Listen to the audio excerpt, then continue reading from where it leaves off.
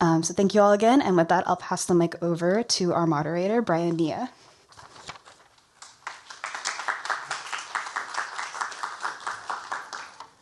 Yeah, thanks. Thank you, Elizabeth, and thank you everyone for being here today. I think this is a really important book that I think will be one of the looked back on as one of the main works on the incarceration to emerge from this era. So for this program, the general structure is going to be, for the first 15, 20 minutes, will be a conversation between me and the editors, Frank and Floyd, who I'll bring up in a moment. Kind of the heart of the program will be, follow that, where we'll have readings of 12 of the pieces by actors who also read these works for the audiobook edition. And then afterwards, we'll have some time for questions and answers with the audience. And afterwards, I'm sure Frank and Floyd and others, because there are some contributors also who are here, will be happy to sign the books for you out in the lobby. So with that, let's bring up Frank and Floyd.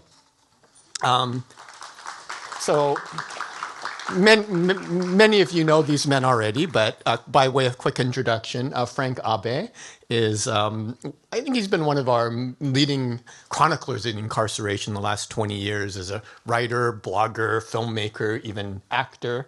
You may remember him as Frank Nishi from Farewell to Manzanar.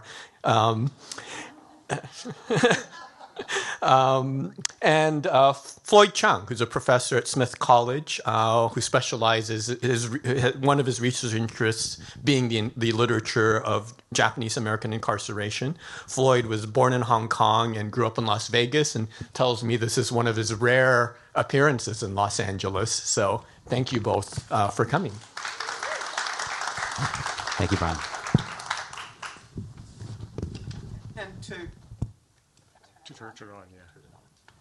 And to get started, let's just start with Floyd, and wondered if you could just explain kind of the big picture of the book. Sure, and I'm Frank, by the way. Frank Nishi. Did I say? He's Floyd. So let me just read you from the preface real briefly, that the literature in this volume presents the collective voice of people defined by a specific moment in time.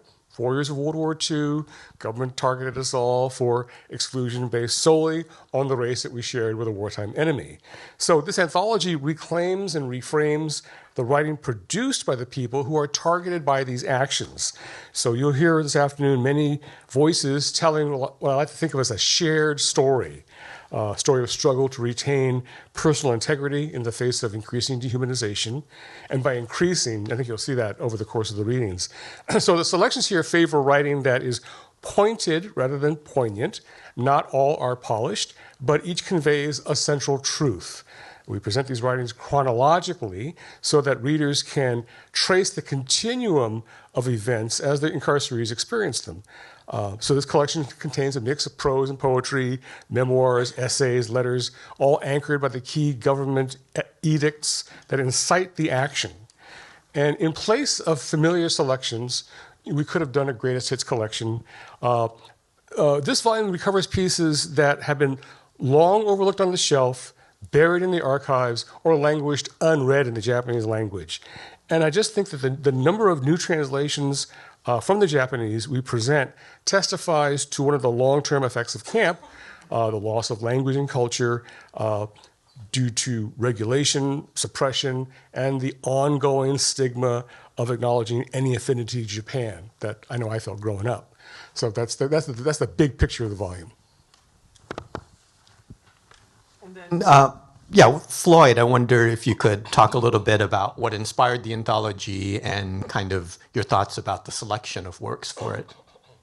Sure. So I've been teaching Asian American studies at Smith College since 1999, and I developed a course on the Japanese American incarceration.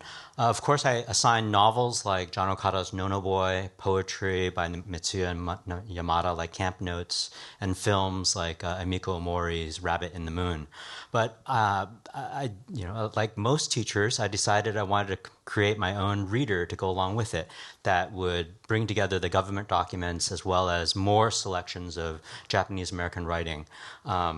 some of it from camp literary journals. Right? So I taught this class many times over the years, and once I even got enough funding to bring my class from Massachusetts to Los Angeles to do a field trip to the Japanese American pilgrimage in Manzanar.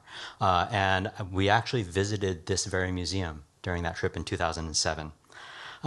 So fast forward to 2017, the vice president for Penguin Classics at that time is Elda Rotor, who is a Filipina, and she has the vision to diversify the Penguin Classic series. And so she invited me to participate in that effort because she had known that I'm one of the scholars that works on recovering lost and forgotten Asian American literature. So our first project was the 1935 novel by H.T. Cheung called The Hanging on Union Square. But then she asked me, what do you want to be your second project? And I said, well, what if we turn the course reader into an anthology? And she was game for that. So I got started, but then I realized that the work would benefit from partnership with Frank Abe, a member of the Japanese American community, an expert on incarceration, and now friend. Yeah, and we were together on the biography of John Okada in 2018. So we had that was what led Floyd to trust me, basically. Well, yeah, we knew each other from that work together, absolutely. So together, we worked to find selections that would tell a more nuanced story than we thought was mainly available at the time. And we tried to include as much positional diversity as possible. Diversity of generation, gender, age, camps, positions in terms of where the people were accommodationist or resistant and everything in between. We started with what Frank has called the greatest hits. But we wanted to fill in with many lesser-known stories, and we wanted to be able to tell the arc of the camp narrative from before, during, and after camp chronologically. And so that meant that I would identify all kinds of moments that we just didn't have a piece for. So we kept looking for those. This took years. Someone asked me today how long did it take, and I think it took us 6 years. Right. And it took years. It benefited from recommendations from many scholars and friends, benefited from Frank going back to his bookshelf that he's been collecting for 40 years. And I also need to shout out my research assistants at Smith College, who also did all kinds of research for this project. And in the end, we gathered too much. Right. Our manuscript that we sent to Penguin at first came back with the request to cut it by half. All right. So we did this first by removing most of the greatest hits.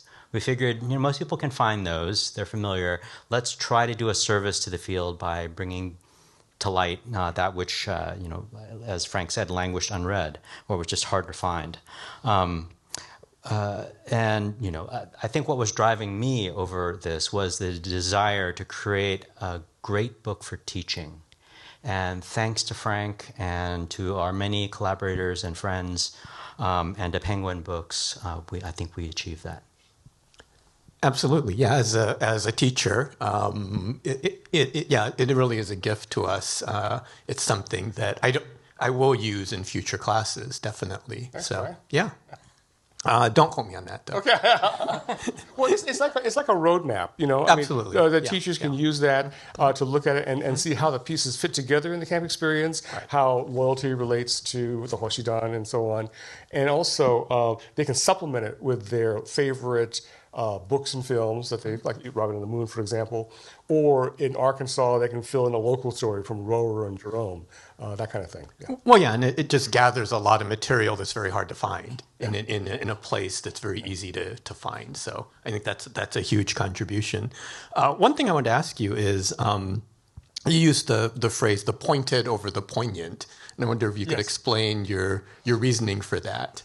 Now I'm going to get into trouble, Brian, because there's a body of Japanese American writing that aims for emotion at the expense of historical accuracy or really pointing the finger where it belongs. And being, I guess, a former journalist, Our mantra is to tell, tell truth to power, hold those accountable, afflict the afflicted. No, there's a phrase.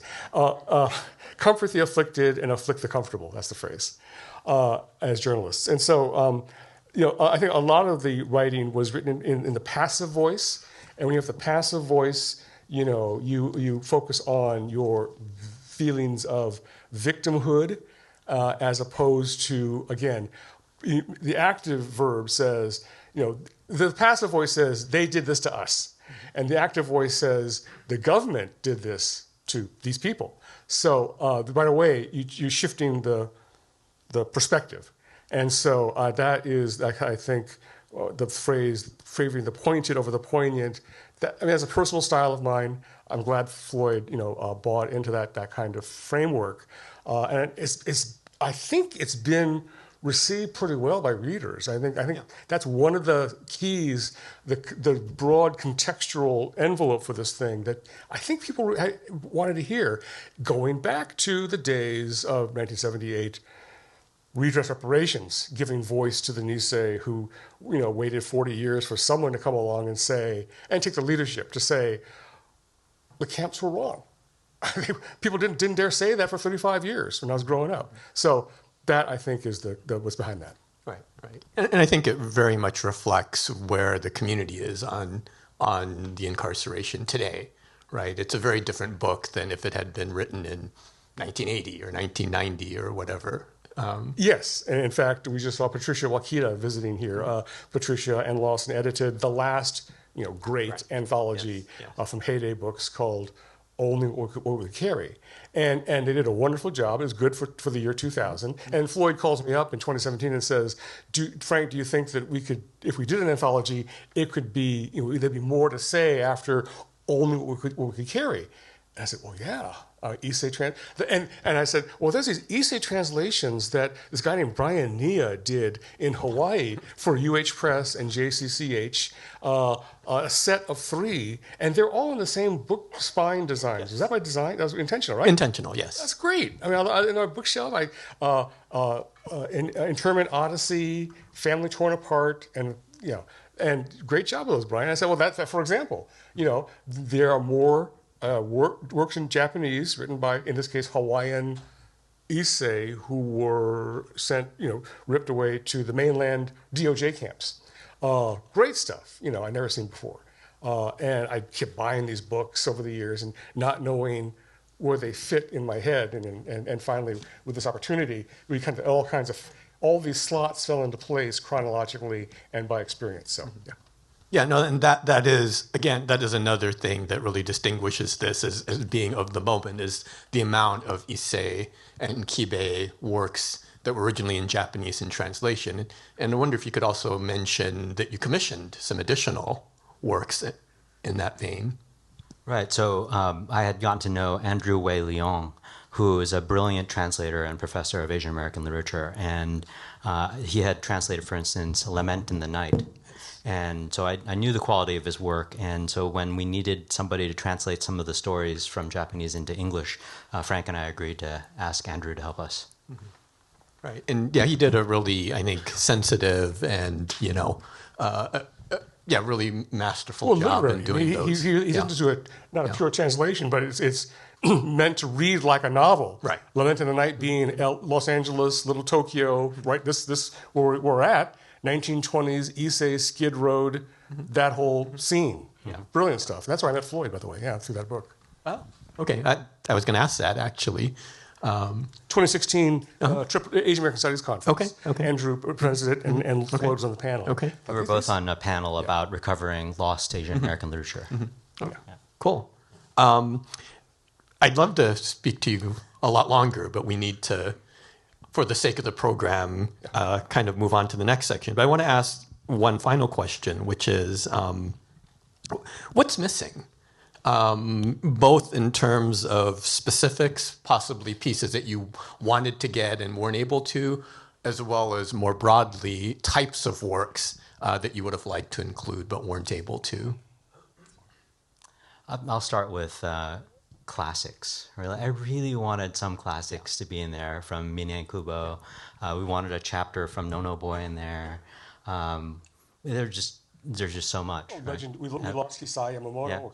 Wakakari Oh yeah, we're gonna put in the legend. Legend of Mrs. Sasagawara, which is a classic, and very long too. Yeah. You did get Monica Sone in there. Yes, we did. Yeah. Right. And I thought Because it fit a slot of bringing us from home to Assembly Center. Right. Yeah. I also wanted originally to put in the dish breaking chapter of Farewell to Manzanar, right? But we figured no, people can get that. Right. And Elder agreed. Yeah. So, but anyway, So thank you, Frank and Floyd. And we'll definitely be able to continue this at the end with in the audience section. But one of the I think benefits of working with Random House, major publisher, is they were also able to produce a unabridged audiobook version. And being here in LA, we're fortunate to have 3 of the audiobook readers with us who will read 12 of the selections and take us on what Frank calls an oral journey through the arc of the camp experience as it is presented in the anthology. So with that, can we bring up our readers? And Elizabeth, can you bring the podium? Yeah. Elizabeth? Okay, so say it. And starting at the far end, Traci Kato-Kiriyama is an award-winning multidisciplinary writer, performer, theater deviser, community organizer, and audiobook narrator. She was principal writer of the theater piece Tales of Clamor and author of a new poetry collection, Navigating Without Instruments. Next to her is Keone Young, a veteran of both Asian American theater and decades of Hollywood film and TV credits. He is known as Mr. Wu from HBO's Deadwood and does the cartoon voiceovers for Storm Shadow and G.I. Joe and dubbing for Japanese and K-pop shows on Netflix. He was just at the LA Comic Con, and he's headed next weekend to the New York Comic Con. And finally, Ren Hanami, an award-winning actress, writer, and filmmaker who has appeared in numerous primetime TV shows, independent and big-budget films, as well as regional stage productions. Her voice is featured in games, animated films, streaming series, and audiobooks. She says she brings her aloha spirit to everything she does. And with that, please hold your applause until you've heard all of the readings.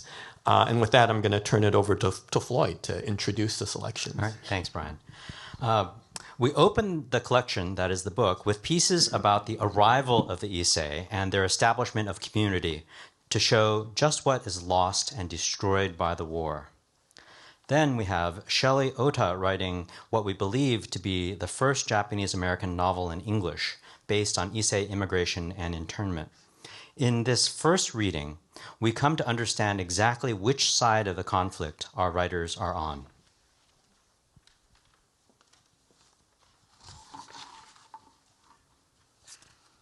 Shelley Ayame Nishimura Ota. Those airplanes outside aren't ours. That Sunday morning, Taro had been taking an early morning stroll in his garden, as was his custom before breakfast. He was never a late sleeper, and he loved the garden in the early morning hush. He fed the birds that alighted on the feeding trough and walked up and down the flagstone path, admiring a bloom, picking a dry leaf here and there, adjusting a support that had fallen from his prize-winning dahlia, Golden Queen, and breathing deeply of the cool morning breezes that were blowing in from the sea. He sat down under the trellis of red roses and looked toward the sky, marveling at the peace and serenity of Hawaiian morning. Suddenly, his eyes grew sharp as he saw squadrons and squadrons of airplanes spanning the sky. Then he relaxed and smiled in reassurance. It is the usual routine, he thought, lighting his pipe. He puffed in contentment and closed his eyes. He'd often seen this practice of the Army and Navy, admiring the graceful flight. As he looked again, he saw the glint of the sun on the markings. To his horror, he saw the emblem of the rising sun. He jumped to his feet and rushed into the house, the blood pounding in his veins. He yelled at Haruko, who was still in bed. She came running out with her robe trailing after her. "I can't believe it," he cried. "The fools!" He covered his ashen face with his hands and weakly sat down. "What are you talking about?" asked Haruko in alarm, noting his shaking hands. "We're at war," Taro shouted to her. "Those airplanes outside aren't ours. They're from Japan." He leaped to his feet and turned on the radio and heard the excited voice of the radio announcer filling the stillness of the room with the awful news. "Bombs are falling on Pearl Harbor." The words trailed off, telling the bitter story of unpreparedness. Taro stared at the dazed Haruko. 100 things clicked in his mind, with an ominous meaning, a pattern shaping. Isolated incidents began to form a definite picture. He too had been fooled. He had always thought that Japan had enough on her hands with the war in China and would not possibly pick on America. So, he swallowed with difficulty, taking a deep breath. "That's why the Japanese banks closed their books earlier than usual." He had idly speculated on the move, but the businessman in him would not attach significance to the act, save that it was just a new policy. Yes, because he could not think of a war with America. He groaned in despair.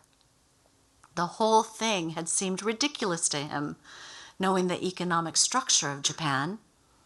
Purely braggadocio on Japan's part, he thought. "The baka," he said under his breath. "The fools took the gamble." He jumped to his feet and blurted to Haruko, his face white. "Do you know what this makes us?" He stared at her. "Enemy aliens." Every line in his face was taut.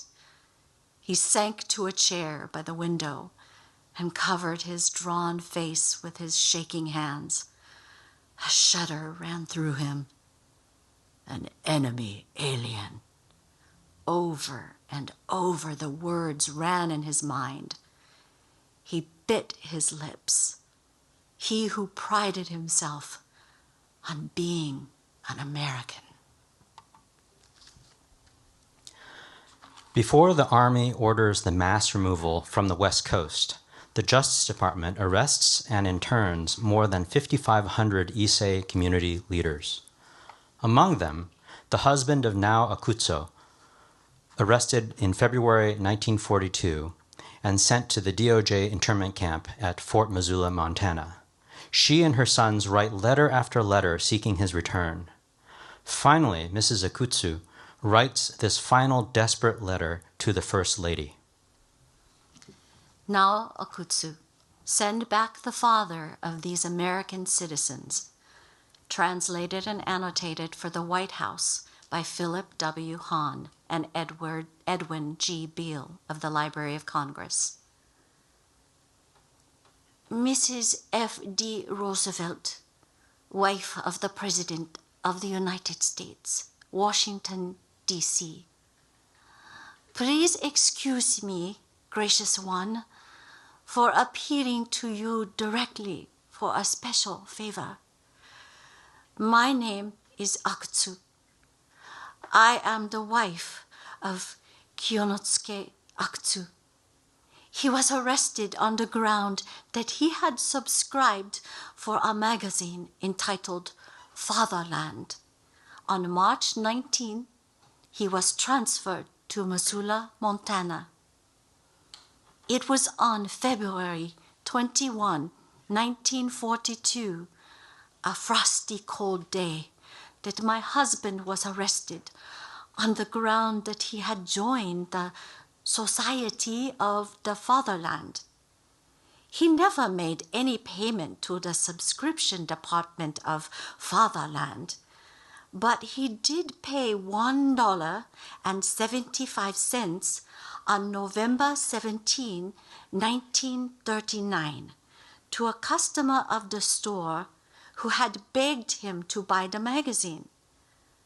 My husband did this because the man was a customer of his, and my husband did not want to lose his goodwill. We had no other intention. We did this once, as we always would buy tickets for the dances given by firemen or policemen. After that, we refused to purchase other issues, for we felt money was precious, and besides, we had no leisure to read magazines. In any case, we had done it once for our customer. My husband, of course, was not a member of the society. On May 28th, we received an answer from the U.S. Attorney, Mr. Pomeroy.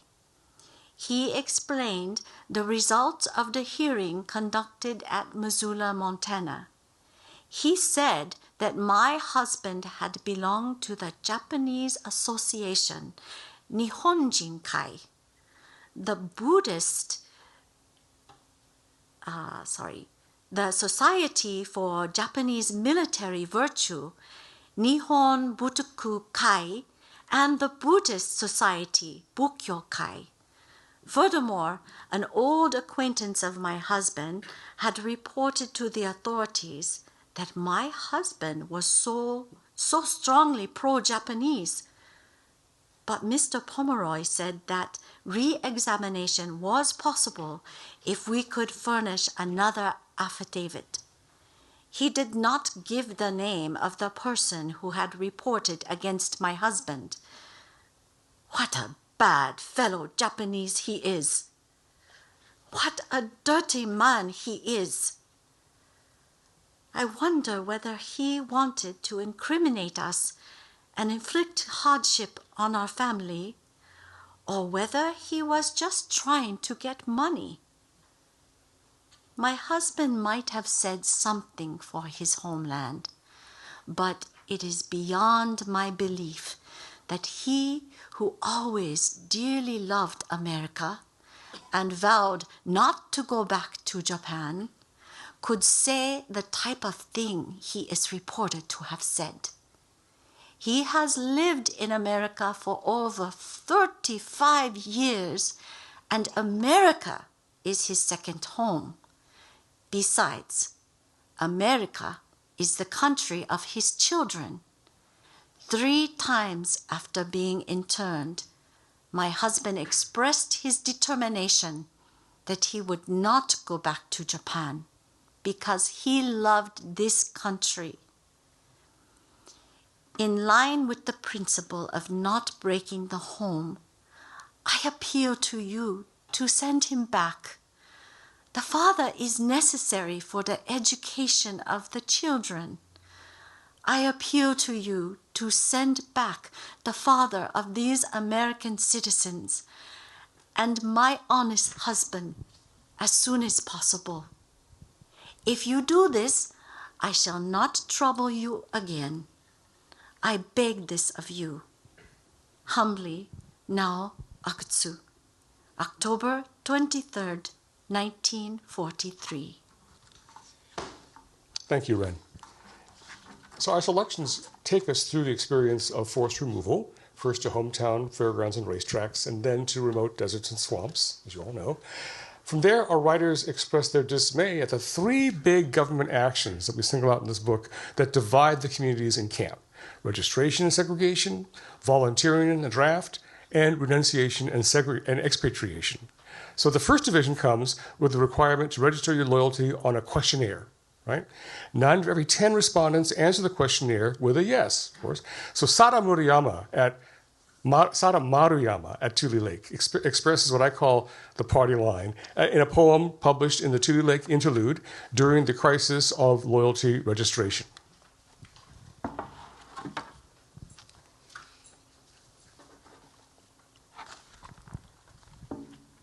Sada Murayama.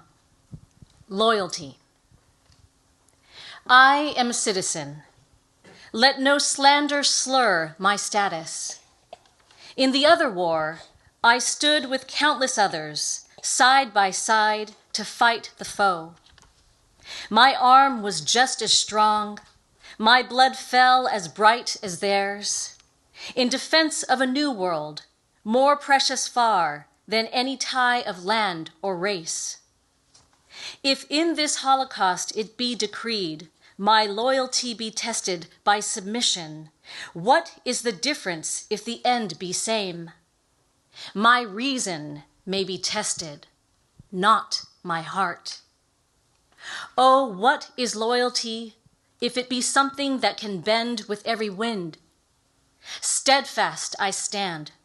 Staunchly I plant the stars and stripes before my barracks door, crying defiance to all wavering hearts.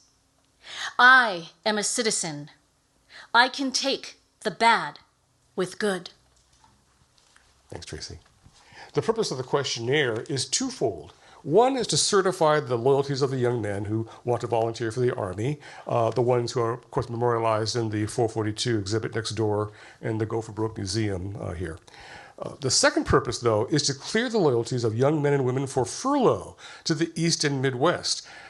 Its official name is Application for Leave Clearance, and Mitsuya Yamada of Seattle is cleared for leave from Minidoka for a job in Ohio. But what she finds there is not the reception that she would have hoped for. Ren? Missing that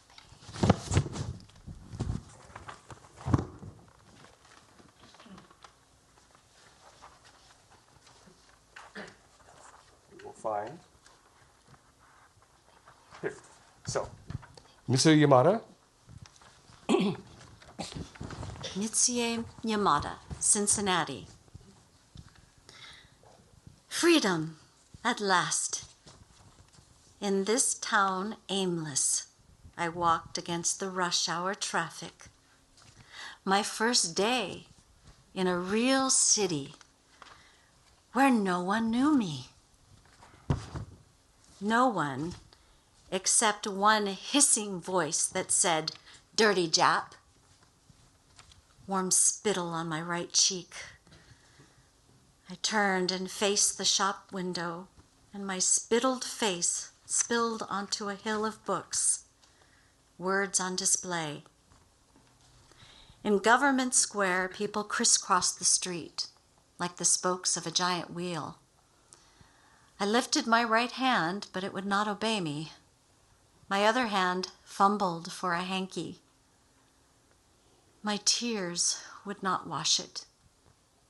They stopped and parted. My hanky brushed the forked tears and spittle together. I edged toward the curb, loosened my fist hold, and the bleached lace, mother-ironed hanky blossomed in the gutter atop teeth-marked gum wads and healed candy wrappers. Everyone knew me. Thank you, Ren. So no one at the time knows the consequences of a yes or no answer. Mitsuya answers yes. Do you have Violet? Yeah. Violet de Cristoforo of Fresno, who is then known as Violet Matsuda, answers no. And the government sorts out her and 12,000 others for segregation at Tule Lake, the scene of a revolt, bloody beatings, and the creation of a stockade that operates outside the law. Violet Kazuye de Cristoforo, Brother's Imprisonment. Ino hanaya sunaparaya niyaku yonichi. Flowers on tule reeds and sandy flats. Brother confined over 200 days. Brother's Imprisonment. The November 4th, 1943 warehouse incident, caused by reports of thefts of food for the internees by War Relocation Authority, WRA, personnel, resulted in confrontations and disturbances at Tule Lake. Brother Tokyo, an innocent bystander, had been asked to help restore order among the agitators. As he was about to do so, he was arrested by WRA internal security personnel and accused of taking part in the disorder. During a night of brutal interrogation, he was cruelly beaten. And not only was he denied medical treatment for his injuries, but he was imprisoned in the bullpen of the camp stockade, a place of maximum punishment for serious offenders. Following the occurrence, Army troops took over control of the camp and martial law was declared at Tule Lake. Then came spring. The snow melted and the tule reeds sprouted and grew. By July, the reeds even had blossoms. Brother Tokyo was still confined in the bullpen after 9 months of imprisonment without trial or a hearing. Fall was about to come again, and under those conditions of dark uncertainty and desperation, everything was measured in terms of the growth and death of the tule reeds. Thank you, Ren. As a direct response to this turmoil of martial law and the stockade, 3 Kibe Nisei writers found a high-quality, curated literary magazine called Tesaku, translates as Iron Gate or even Iron Stockade. One of the editors is 25-year-old Joji Nozawa of Los Angeles, who contributes a remarkable short story called Father of Volunteers that takes us behind the commonly seen and sad faces of Gold Star fathers and mothers venerated for the sacrifice of their sons in combat. In this story, Mr. Saeki and his wife have relocated to Detroit for work as housekeepers. They had 3 sons, 2 who volunteered for the Army and killed in action. They refused to let their 3rd son go, but he insists, and he too is lost. Mr. Saeki gives a newspaper interview to a nosy reporter, and the next day, his white employer is excited to show him this newspaper.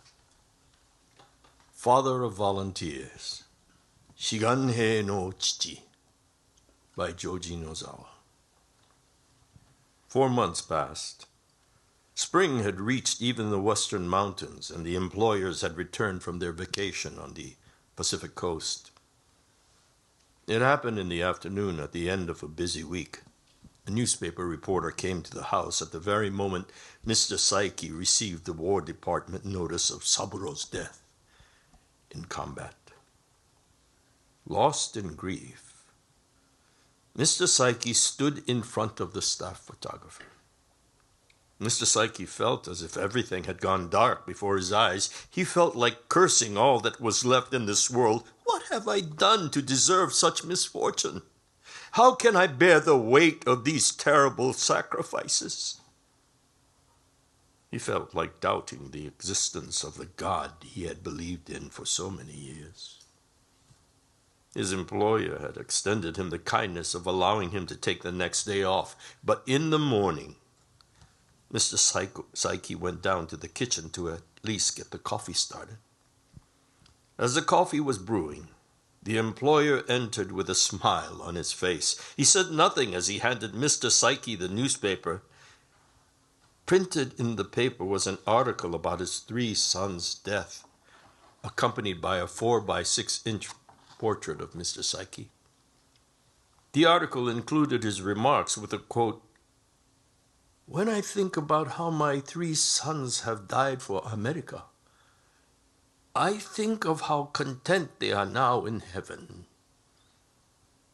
When I think this, I do not feel sadness, but rather a far greater feeling of honorable happiness." These were the words that Mr. Saeki had said to the journalist the day before. But reading them now, he wanted to vomit. These people had cursed him and stomped on him, taking all that he treasured, stripped him and left him naked, and still he was trying to flatter them. He could no longer stand the sight of himself. In the back of his mind, he saw the triumphant, laughing faces of all the people in camp who had called him soft and weak. These people's faces became the faces of everyone in camp, even his closest friends, his family. Everyone was laughing at him. Mr. Psyche, his blood boiling, wanted to defy them, to shout at them, to call them damn fools.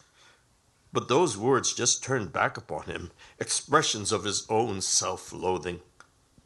Why didn't he just bash his head in against the wall? He wanted to beat himself senseless.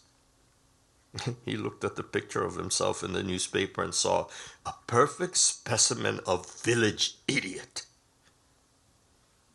Like tongues of flames, a violent anger flickered, caught and burst within him. Mr. Psyche did not care that his employer was standing next to him. He crushed the paper into a crumpled ball, slammed it down into the waste paper basket in the corner, then stomped in the basket, smashing it with all his might. 2 weeks later, the Psyches were no longer in the house. Whether the employer fired them or they left on their own accord, I do not know. Sometime after, a Mexican woman stood on the balcony, admiring the magnificent vista of Lake Michigan. All races are welcome to join America's inclusive embrace, to fall in love with her mysterious charms. Thank you. The second major adverse action in camp is military conscription from inside camp. At Heart Mountain, 63 young men organized and refused to be drafted until their rights are first restored and their families released from camp. Awaiting trial for draft evasion at the Cheyenne County Jail, 2 of them composed a jailhouse song in Japanese that their guards could not, of course, understand. The lyrics are set to the tune of the Hawaiian plantation work song known as the Hore Hore Bushi. A bit first about Hore Hore Bushi. It was a song sung by Japanese Americans in Hawaii, in Hawaii, working the plantations. They came up with their own words to describe the labor that they did, and they would accompany themselves with songs to ease the pain of the labor and the hot sun. There were words like kachiken, which was to cut cane, happaiko, which is the men's work to carry the happai, meaning carry in Hawaiian, to carry the sugarcane bundles. And the women did puli puli, which was to pull the leaves, and hore hore, which was to take the stumps and replant them into the ground. It is a tune that is well known in Hawaii with the Japanese there.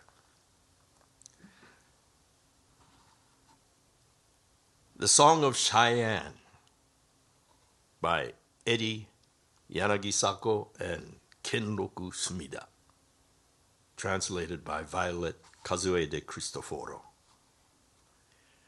Aloha Cheyenne,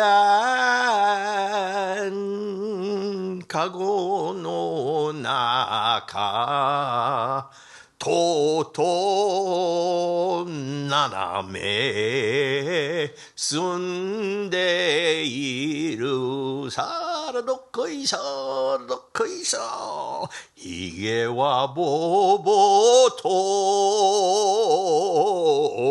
haemashita, dare ga 一番長いかとさらどっこいしょどっこいしょ Aloha Cheyenne. Inside the cage, finally 7 men are living here. Whiskers are shaggy. Who has the longest? Aloha Laramie County, Wyoming. 8 o'clock in the morning, at night rumbling, poker games and gambling hana cards. Before sleeping, foolish talk. Aloha, Wyoming. Raramikanti. Asawa.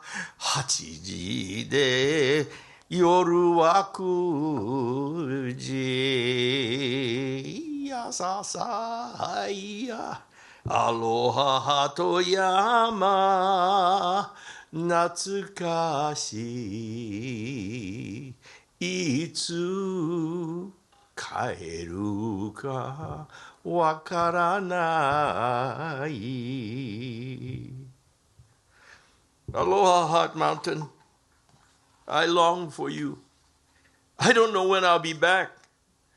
Pork sausage from the mess hall caused diarrhea. Running. Aloha, Hot Mountain. I love thy sky. Aloha hatoyama, koi no sora, dokkoisha, dokkoisha. The third adverse action in camp is not often recognized as such. It's the congressional passage of the Denaturalization Act of 1944, which enables any American to voluntarily renounce their citizenship in time of war.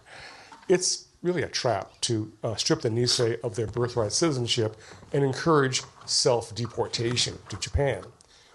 So at the Tule Lake Segregation Center, pressure grows between those who urge mass renunciation and expatriation as a show of defiance, and those who see through the government's agenda. Motomu Akashi of Merced writes the only book-length English language memoir from inside the much vilified group known as the Hoshidan, in which Akashi turns their passion on its head. Badges of Honor by Motomu Akashi.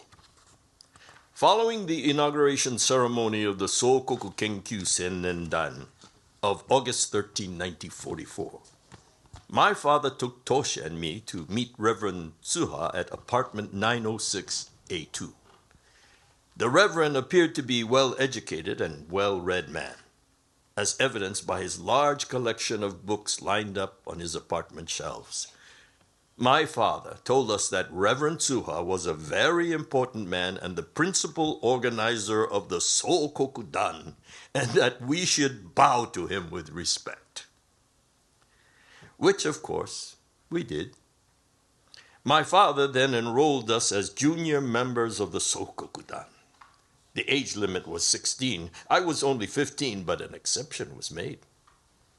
Reverend Tsuha ceremoniously presented each of us a gray sweatshirt emblazoned with the rising sun emblem, which was approximately 3" by 4" in size and located on the upper left side of the sweatshirt. He also presented us with a white hachimaki, headband, stenciled with a red round circle representing Japan. These were our uniforms. He then instructed us to commit ourselves to being true Japanese, to wear these items as badges of honor and not to bring shame to the organization. We practiced our military drills every morning and became quite proficient. Our platoon marched with pride in perfect precision. After the calisthenics, we joined with other platoons to form a company. Our company then joined with several other companies, and together we ran around the perimeter of Ward Number 7, shouting, "Wassoi! Wassoi! Wassoi!" The exercises built up our stamina and strength. I felt good. It was exciting and challenging. I enjoyed the sense of belonging and the camaraderie developed among other young members. This relationship of togetherness extended to our other activities during the course of the day. We went to school together and played sports together. We formed our own team and competed with other teams who were junior members of the organization. For the first time, I felt good about being Japanese. not in a political or loyalty sense, but being part of the Japanese race. I was not taunted, harassed, or treated as a second-class citizen. I could hold my head up high and be treated as an equal. I did not feel that I had to subordinate myself, feel inferior to show deference to the whites, as I often and subconsciously did when I was in Mount Eden. I felt proud to be Japanese. Shortly thereafter, the Bugle Corps was disbanded. I felt lost and saddened without the early morning exercises, drills, and marching. I had to get rid of my precious bugle, my headband, and my sweatshirt. My spirits were low and demoralized. I really missed the pageant and ceremonies. There was nothing more exciting than to march 6 abreast in formation of 300 to 500 men and boys, merging with other wards and staging in one place over 10,000 people, sounding our bugles, marching in cadence, and singing patriotic songs. It was exciting. I really enjoyed it. Now, it was all gone. Authorities took away everything dear to me. First, my freedom, and then my bugle, headband, and sweatshirt. All were my badges of honor. So the anger of those who repatriate or expatriate to Japan is contemptuously captured by Joe Kurihara, a World War I veteran known for inciting the revolt at Manzanar. Now, Kurihara is not known as a poet, but he embraces his expatriation from Tule Lake as the culmination of years enduring racism and hatred. Japs they are, citizens or not, by Joe Kurihara. They kicked and cussed and on us spat, calling us Japs, the stabbers in the back. Saboteurs and spies, these damnable Japs. Throw them into camps and ship them back. In shameful words, they forced us out into a desert like a bunch of sheep. They stole our homes and blasted our rights. With merciless sweep, they broke us all. For months and months, we worked like slaves. Take it or leave it, in pittance they paid. Democracy they preach, but practice not, shaming tyranny, the frightful beast. Freedom of speech, that's just a name. They've censored our mails, forbidden our speech. They threw us in jail for reason and want. Gestapo it was, in deeds and facts. The food was sad, meager, and cheap. They gave us cows, tougher than hide. Beans, beans, beans. Beans at noon and beans at night. Beans enough to feed the starving world. The quarters were bare, small and crude, just walls with a roof and windows to boot. We sat on the bed and wrote on our laps, the hell of a life we're made to like. In midst of hate, we learned to smile. In silence we mourn their cowardly act. Humbly we follow, beastly they command, greater they abuse to taunt our pride. They called us Japs. They've called us rats. They've called us names to ease their shame. They killed our boys like dogs and cats. They winked and jabbed in their court de sham. Goodbye, America. Goodbye. Jap I was born, and as Jap I shall live. Proud as a cock to the world I crow, Jap I am, and as Jap I will die. Thank you, Keone. The third section of our book is simply called After Camp. Japanese Americans resettle and try to move on, but their children insist on remembering and then urge their parents to seek redress and reparation. 3 poems trace this arc. First, a cry from the ethnic studies and third world movements, then the attempt of the Sansei to connect the dots through scraps of family lore, and finally, the triumph of achieving justice for the camps, only to find that justice delayed is justice denied. I just want to acknowledge before I read these three pieces. The first two are by giants who passed within the past year and a half. And so it's just been a real honor to read their work.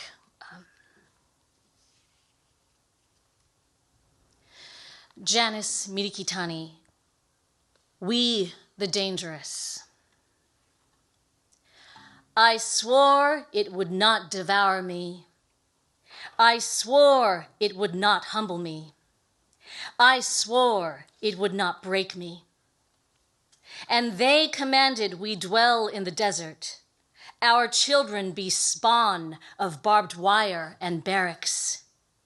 We closer to the earth, squat, short-thighed, knowing the dust better. And they would have us make the garden, rake the grass to soothe their feet. We, akin to the jungle, plotting with the snake, tails shedding in civilized America.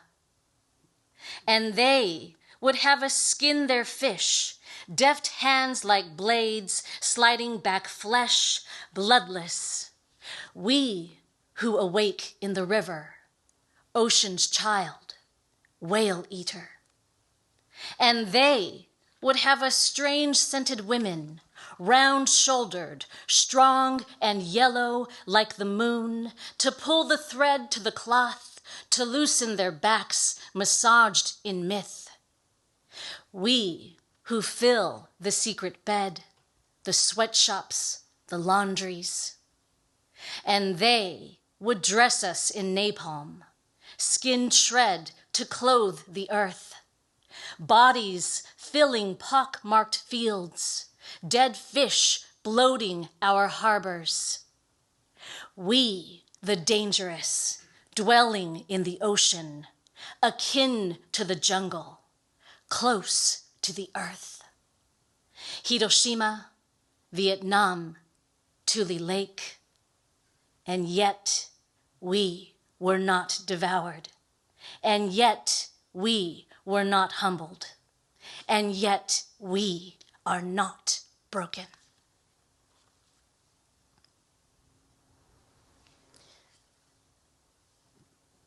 I want to acknowledge this next poet. Is Raul Contreras here? Did you make it, Raul? Amy's husband.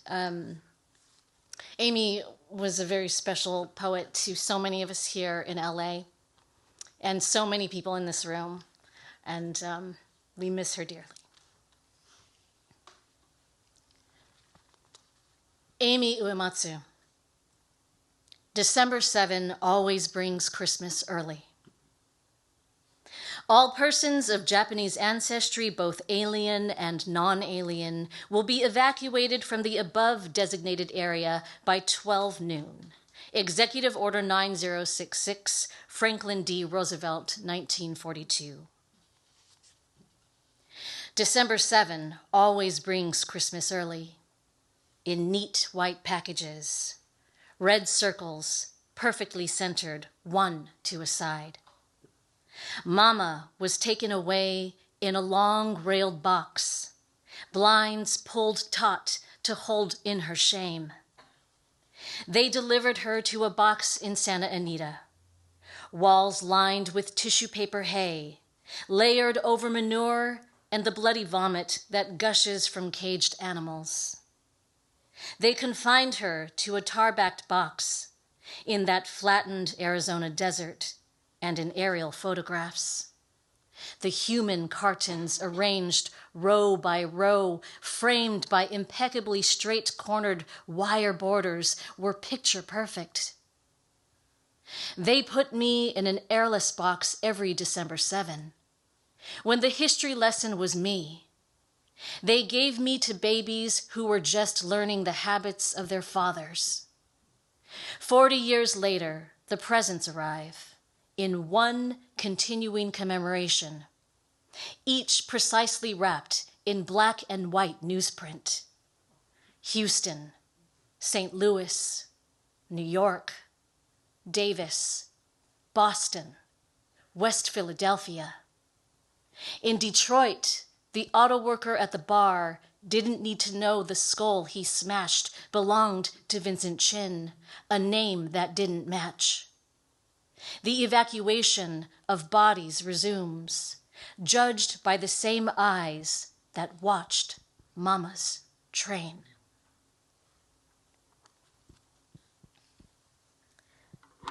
This last one I wrote.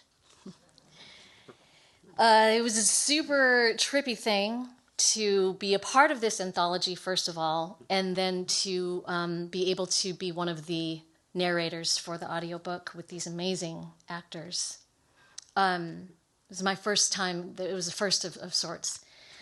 And I dedicated this to my grandfather. And just a note, since we're here with this book and thinking about the audiobook, Rena Doot, who was our director, I talked to her a little bit about Amy when we were in the recording booth.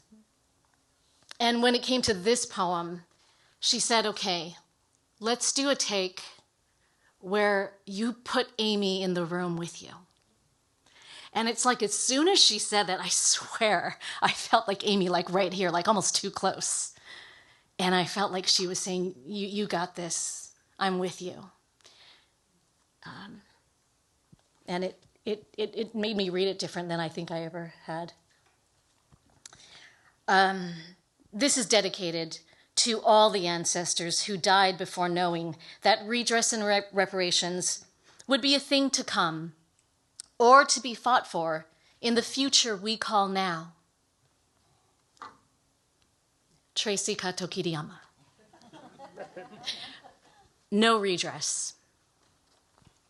No museum, no monument, no poem, no song can house the spirit of a past soul like that of my grandfather, who died before justice could meet the old man at his mailbox. Grandpa never got to stand in line at the bank, 3 inches taller, with redress check in hand, 1 foot in front of the other, feeling grounded again. Never got to deposit an apology in his savings account. Never got to wonder of how he might spend this money, on new equipment for the nursery, or a truck for himself, or college money for his grandchildren, or for once take the most takai cuts from the fish truck man. Most years in April, I attend pilgrimage. I say hello, Manzanar. I bow at the graves. I speak to the wind of my hopes for afterlife to be a real thing. Not so I can see Grandpa again, but for him to look around today, jump into the circle, dance the tankobushi and watch me get it right. And see our friends, all our relations, learn what we mean by chosen family. We are here, not only to remember, but to remind the local docents this place will never be a museum. This body will never forget. And we leave pilgrimage with pledges as concrete as the monument. We sing songs to keep each other awake on the long ride home. We lose sight quickly.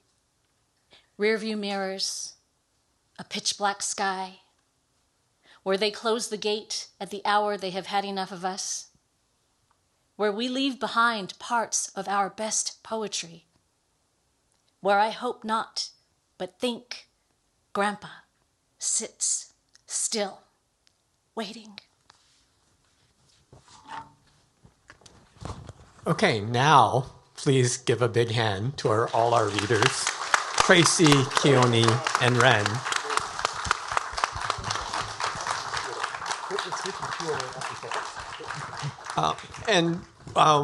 Before we start with the Q&A, we wanted to ask all the readers if they could briefly reflect on the pieces that they read, not just here, but for the anthology in general. And maybe let's go in reverse order and start with Ren. Oh. Thank you. There we go. Oh, I'm very emotional after all that. Boy, I think my mother must have been so affected by the war, her brother serving in the 442, and that she really wanted to shelter me. So she ended up marrying a Hakujin, and my parents decided to move to Orange County. So I was really sheltered from my own history. I don't know. I bet there's a lot of people that grew up in like the 70s that their parents felt the same. I only heard Japanese if she was speaking to my grandmother on the phone, and as her Japanese was very pidgin, because when the war broke out, Saturday Japanese school went away. Her teacher was taken to an internment camp. My grandmother burned anything from Japan. They up to that point they were dual citizens, and then at that point they gave up their Japanese citizenship. And so I learned all of this later, well later, and they didn't teach it in Orange County, I think because we're on the West Coast. They didn't bring it up. And even my Calabash cousin, I have a cousin, a family that were best friends with my mother, and it's Dale Minami. I had to learn about a lot of the history from his work with the redress and everything he did. So I feel like I was a late bloomer to my education. I think my mother just really wanted to not talk about it, not have it in the house. And what they kept from Hawaii and from Japan was, of course, the food. But this I had learned through reading and researching for my own children's book that I wrote about a girl who came of age in Poston.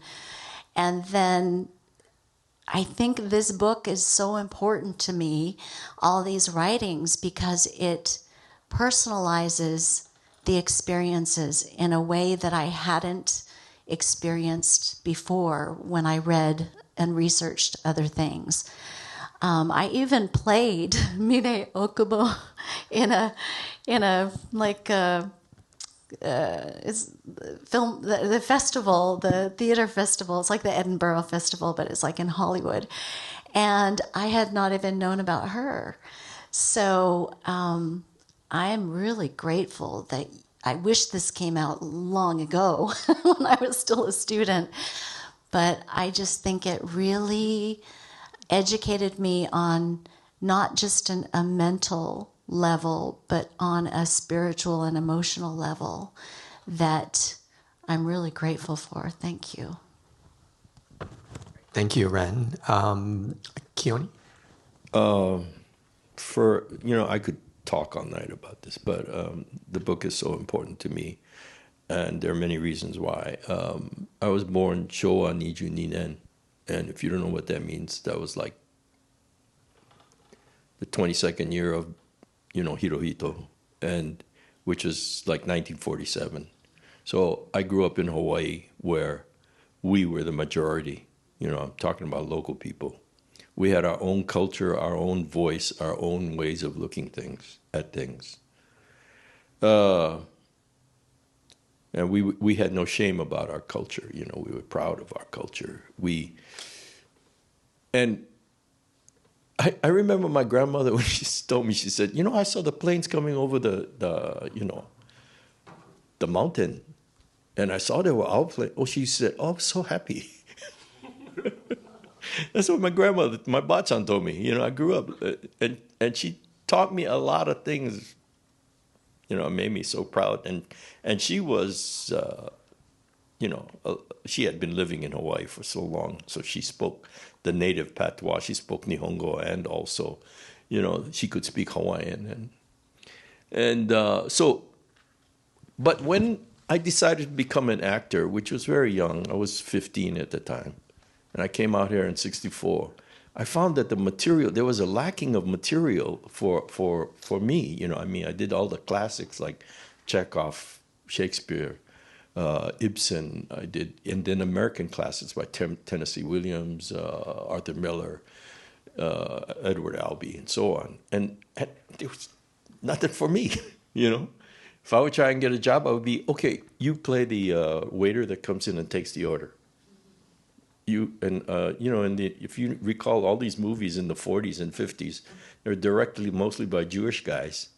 And they always had a Chinese scene in there, you know, a Chinese restaurant scene, because Jews, for some reason, like Chinese American food. So, and besides, Chinese restaurants were the only person open on holidays. So, like Christmas, and they didn't celebrate Christmas, so they go out to eat Chinese food. So there was always a scene. You go look at Billy Wilder, who I work for, you know. There's movies, his movies, he always has a Chinese restaurant scene in there. So I was like wondering, where are our voice? Where, you know, I want my voice of my grandparents, you know, my people. And I ran into Mako, who's one of our greatest actors, not just Asian American, but as an American actor. And he said, "Come along with me. We're going to try and develop Asian American voices." So we worked, and it was lucky because the academics like Frank and Floyd, they were uncovering this kind of material here, and these were our voices. And as actors, that's what we wanted. We were tired of portraying depictions of white men depicting our culture, because it wasn't that way, you know? It wasn't that way. And so getting back to this material, Mako would have gone crazy with this material. We eventually worked with some of the academics, and the book IE, which was done by Frank Chin, Sean Wong, Jeff Chan, and Lawson Inada, you know, kind of academics, and we got together with them and started developing material for us. And eventually we started working with Wakako Yamauchi, people like that, and Hisai Yamamoto, and what's his name, Mori? Toshio Mori.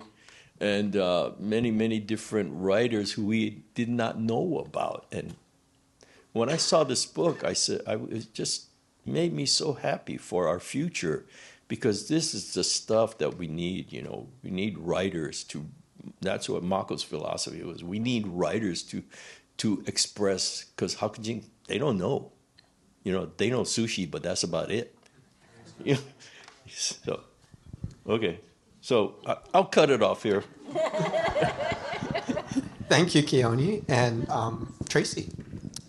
Yeah, I know. We actors can talk and talk and talk, and I want to say so many things too. But you know, I mentioned, you know, the significance of being able to record these giants. So that was a huge thing. I was so happy to be able to give this book to my mom.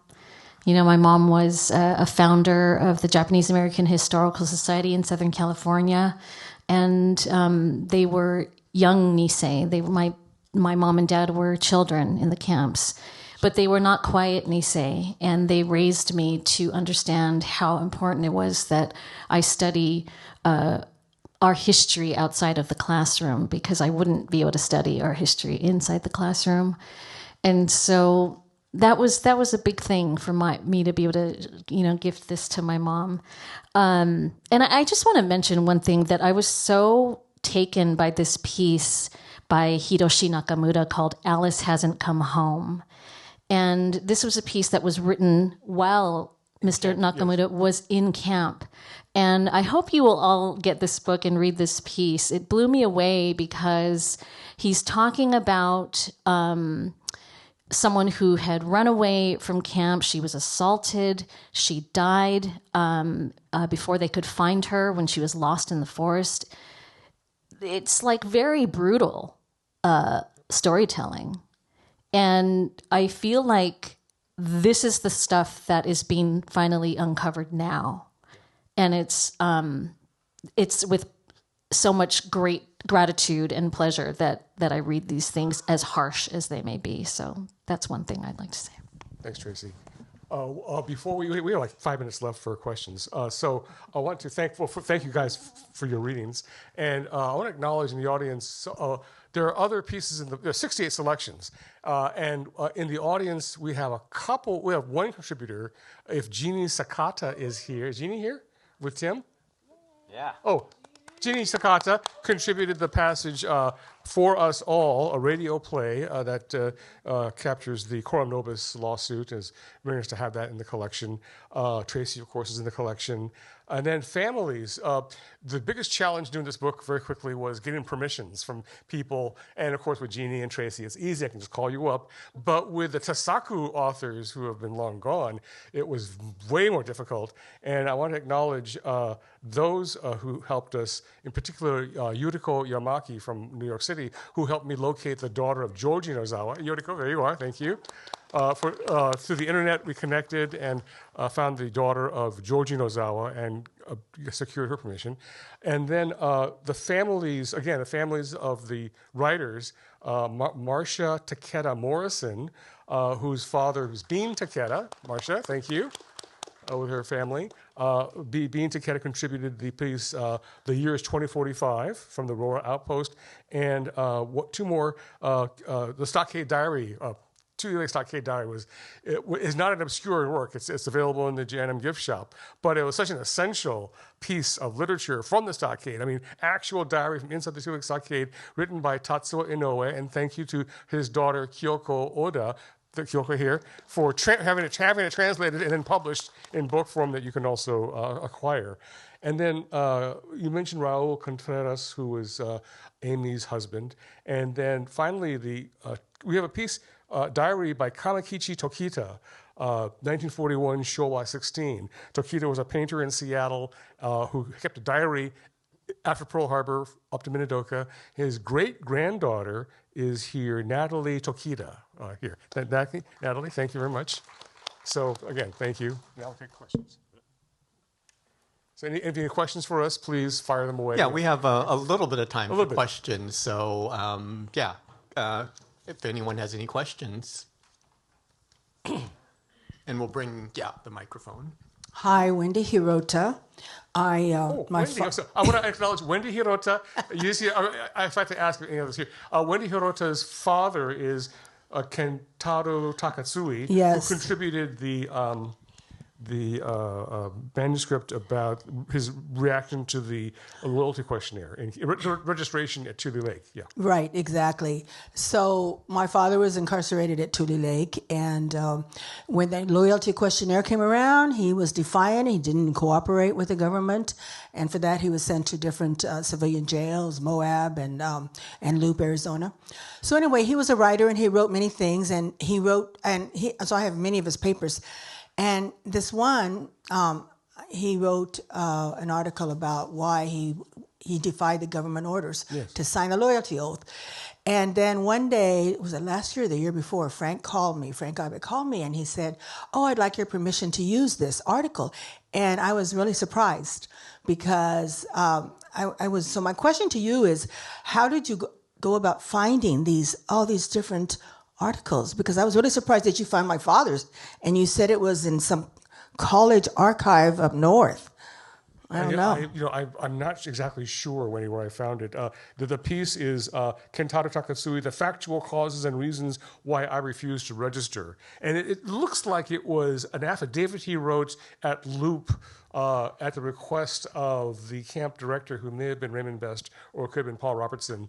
But it's in the book, a remarkable document. I read it. And I got a PDF scanned. I'm pretty sure that Hiroshi Shimizu of the Tule Lake Committee found it at the National Archives in College Park and scanned it and then gave me a copy of it. That's my best guess because of the quality of the scan. But what's also funny is that you told me that your father, in his papers, had one of my articles from 1992 about draft resistors, and that he kept my article with him. So I was also very kind of touched by that too. Yeah. And also, Frank Chin interviewed Kentaro Takatsui in his book, Born in the USA. And so Takatsui is a character in Frank's excellent book. Okay, and I think we Thank you. unfortunately only have time for maybe one more question. Anyone? I just had a practical question. I noticed that I found it really nice that you had these sort of intro passages that were, gave some contextual preface to what that each story or poem or article was about. Is that, I haven't looked at your book yet, but is it in the book? Do you have some of that? Or are they just presented to read through without that kind of context in front of you? Yeah, thanks for that question. There's actually more framing in the book itself. Yeah, and it's done in chunks: before camp, the camps, and after camp.